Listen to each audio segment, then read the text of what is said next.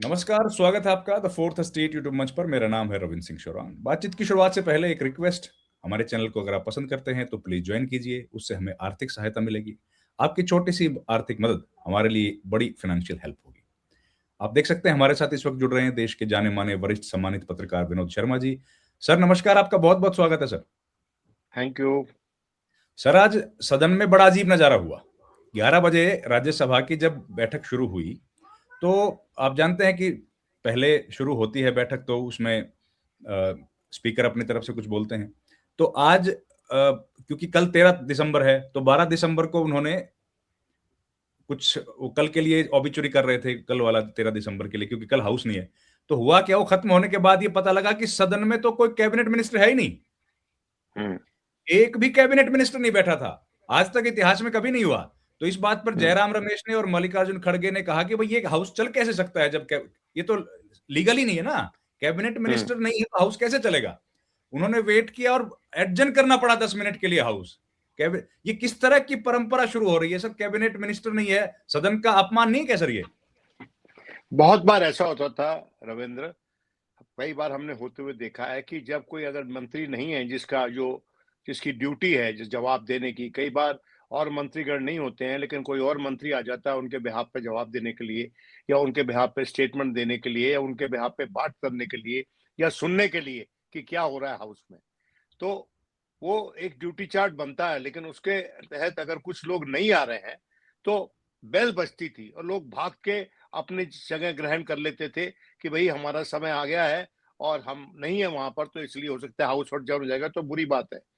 देखिए, बात यह है कि ये सरकार पार्लियामेंट्री डिबेट में, पार्लियामेंट्री प्रोसीजर में इंटरेस्टेड नहीं है। ये देखिए, मैं बड़ी विनम्रता से कहना चाहता हूं कि इस देश में, हमारे इस पार्लियामेंट में माननीय पंडित जवाहरलाल नेहरू के बारे में बहुत सवाल उठते हैं। जी। बहुत कुछ कहा जाता है उनके बारे में। वो खुद स्वयं तो है नहीं, लेकिन उनकी जो लेगेसी है उस पर तोहमत पे तोहमत पे तोहमत लगती रहती है। राइट। लेकिन मैं एक बताना चाहता हूं बात आपको रविंदर। जी सर। जब मेरे सीनियर्स ने मुझे बताया कि पंडित नेहरू विदेशी दौरा नहीं करते थे जब पार्लियामेंट सेशन में होती थी, तो हम्म। और अगर पार्लियामेंट सेशन में है और आप विदेशी दौरे पे जा रहे हैं तो सरकार को बता के स्पीकर से समय लेकर उससे लीव ऑफ एब्सेंस लेकर जाते हैं। पंडित नेहरू तो नहीं जाते थे, रहते थे। और ये एक जो प्रथा थी, एक जो परंपरा थी, ये परंपरा विरासत पे इस देश को मिली है और उस विरासत को तो संजो के नहीं रखा इन्होंने। तो मेरा ये कहना है कि ये बदकिस्मती है अगर हमारी संसद में ऐसा होता है कि सरकार की तरफ से, जिसका कि काम है टाइम अलॉट करवाना चेयर से, जिसका कि जी। काम है कि बिजनेस क्या है, उस पर क्या चर्चा होगी, उसका निर्णय, अंतिम निर्णय तो सरकार पे ही होता है ना, और स्पीकर बिल्कुल के सर। माध्यम से, चेयरमैन के माध्यम से। तो अगर वो काम भी सरकार सुचारू रूप से नहीं कर रही है तो इसका जवाब तो किरण रिजिजू को आकर देना चाहिए ना सदन में, कि भैया आपकी जो एडमिनिस्ट्रेशन है, आपकी ज्यूरिसडिक्शन में ये सब क्या हो रहा है।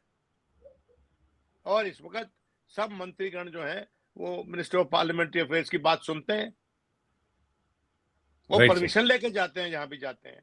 तो अगर बिल्कुल। ऐसा हुआ है तो अच्छी बात नहीं है, लेकिन हाउस चला उसके बाद ये खुशी की बात हाँ, हाउस 10 मिनट के लिए एडजर्न करना पड़ा और तब तक सब लोग आ गए थे।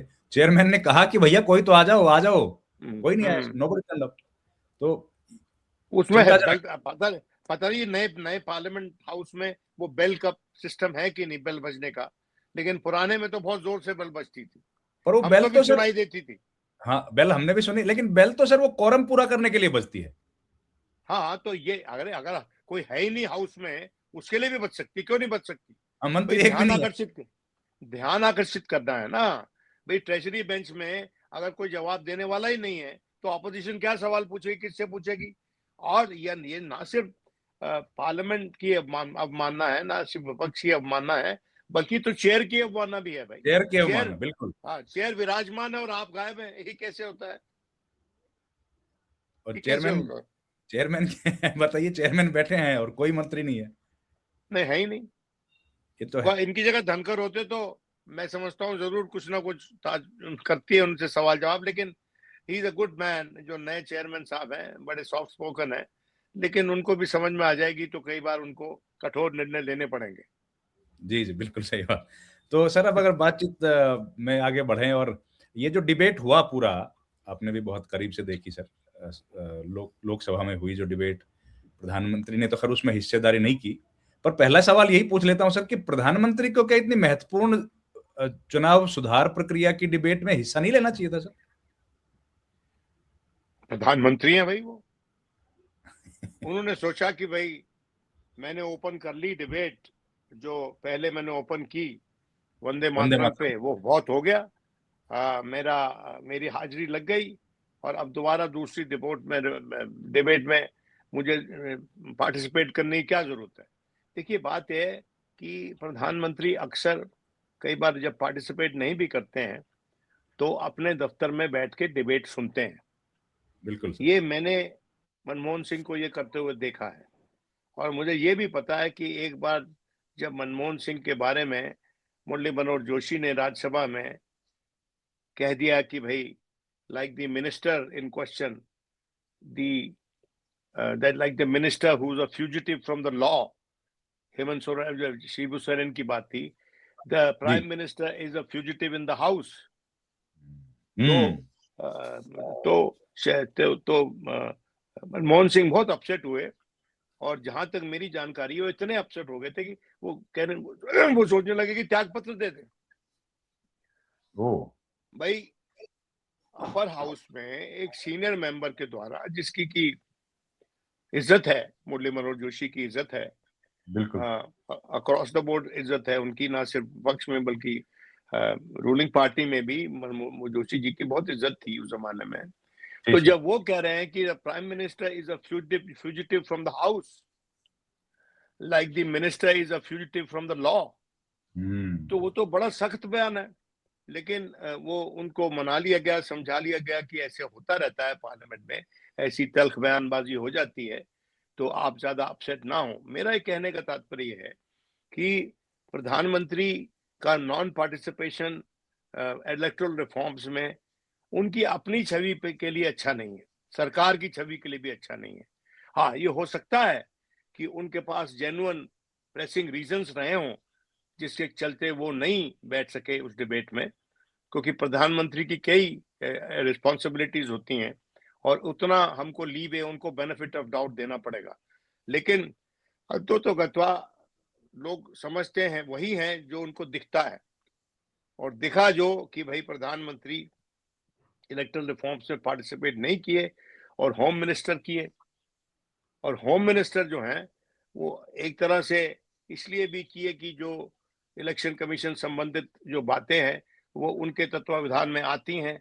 वो जो इलेक्शन का जो पोल रिलेटेड जो प्रॉब्लम होती हैं वो होम मिनिस्ट्री के तत्वावधान में आती हैं। लेकिन सवाल ये है कि ये पूरी डिबेट सुनने के बाद जो इलेक्टोरल रिफॉर्म्स की डिबेट थी, it was a zero sum game. कोई निष्कर्ष नहीं निकला, कोई ऐसा कोई रेजोल्यूशन नहीं निकला, कोई बात पे एग्रीमेंट नहीं नजर आया कहीं भी। और मैं ये समझता हूं कि जो जवाब मांगे विपक्ष ने, उन सवालों का जवाब नहीं मिला विपक्ष को। मिसाल के तौर पे विपक्ष ने पूछा कि भाई आपने ये जो इम्यूनिटी दी है इलेक्शन कमिश्नर्स को, तीनों इलेक्शन कमिश्नर्स को, वो क्यों दी है? हुँ। आपको पता है उस जवाब में क्या बोले वो? कुछ क्या वो बोले? 1951 की बात बताने लगे। अरे नहीं, 1951 नहीं, इमरजेंसी में जो इंदिरा इमरजेंसी। गांधी ने इम्यूनिटी ले ली थी। अरे मुझे समझ में नहीं आई कि आपने शुरू किया इस बात से कि वोट चोरी का जवाब उन्होंने दिया पंडित नेहरू का उदाहरण देकर, कि पंडित नेहरू जो हैं वो बन गए थे कांग्रेस के अध्यक्ष ऐसे समय में जब कांग्रेस के अध्यक्ष का बाद में इंटरिम गवर्नमेंट को हेड करना था और उसके बाद प्रधानमंत्री पद का प्रमुख दावेदार हो जाना था। उस वक्त सरदार पटेल जो थे उनकी जगह पे वो स्वयं हो गए। अब मैं पूछना चाहता हूं बहुत ही माजत से, बहुत ही इज्जत से, सरकार से, माननीय गृह मंत्री से, तो जो उदाहरण उन्होंने दिया, क्या वो उदाहरण अटल बिहारी वाजपेयी और एल के आडवाणी पे फिट नहीं बैठता क्या? उन पे लागू नहीं होता क्या? जब अटल जी बने प्रधानमंत्री पद के उम्मीदवार, उस वक़्त सही दावेदार तो आडवाणी जी थे, क्योंकि पार्टी जो है उतनी आंकड़े लेके आई थी। उनका जो राम मंदिर कैंपेन था, जिसको आज तक आप इनकैश कर रहे हैं और उसके चलते आप भी शायद सत्ता में आए हैं, वो तो बने नहीं। राजनीति में बहुत सी चीजें होती हैं जो जिनके कारण कुछ लोग जो हैं वो बस छूट जाती है, उनकी बस छूट जाती है और दूसरे पकड़ लेते हैं उस बस को। और ये this is the politics of expediency, कि क्या सूट करता है पॉलिटिकल पार्टी को एक गिवन टाइम पे। उस वक्त ये माना गया कि सरकार मिली जुली थी और अटल जी ही उनकी ही शख्सियत जो है और पार्टीज को बीजेपी के साथ जोड़ सकती थी, क्योंकि बीजेपी उस वक्त जो थी वो एक आइसोलेशन में थी, एक तरह की आइसोलेशन में थी। और जब उसका जोड़ा गया, उसके साथ जुड़े, तो उसके बाद मैं समझता हूँ सरकार उन्होंने चला ली और एक बहुत बड़ा सेलिब्रेशन हुआ जब तेलुगु देशम पार्टी भी बीजेपी के साथ चली गई। ये कुछ ऐसा ही सेलिब्रेशन था कि जैसे कि जब वॉशिंगटन पोस्ट ने, जिसने कि बॉर्डर गेट स्कैंडल ब्रेक किया था और काफी लंबे समय तक अकेला वो कैंपेन चला रहा था, तो जब न्यूयॉर्क टाइम्स ने पहली खबर वैसी चलाई और एक तरह से समर्थन में, तो मुझे याद है उस किताब में जो इसका पूरा ब्यौरा देती है, उसमें लिखा होता है there was a celebration in the editorial room of Washington post that on their story the New York times is also on board, their biggest rival is also on board. तो मैं ये कहना चाहता हूं कि कई बार ऐसा हो जाता है और राजनीति में ये फेरबदल होता है। राजनीति में किस्मत के चक्कर है और अपॉर्चुनिटी की बात है।